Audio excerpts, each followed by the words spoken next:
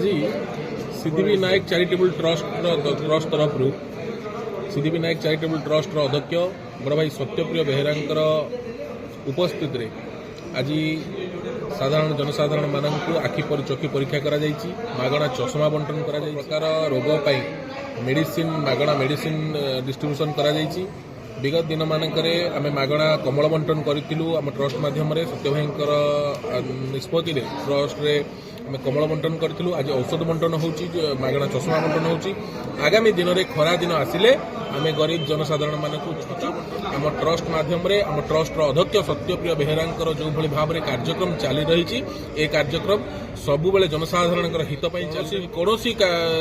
भयभीत न होई कोनोसी कार्यक्रम आमर बंद हेबो नाही यह आपण मानक आगे प्रतिश्रुति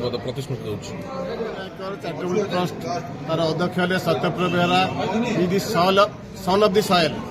तांकर ये एरिया प्रति निर्वाचन मंडल प्रति बहुत माने अनुदान एवं सुविचार से शीत दिन में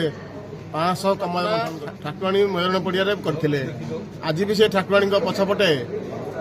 गरीब दृष्टिहीन शह शह लोक मागणा चक्षु परीक्षा कर चश्मा बंटन कले विभिन्न प्रकार रोगर निराकरण मागणा औषध भी बंटन कले आगामी प्रोजेक्ट है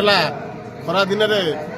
छता जगन्नाथ भाई प्रार्थना करुचु ये चैरिटेबल ट्रस्ट उत्तर उन्नति हो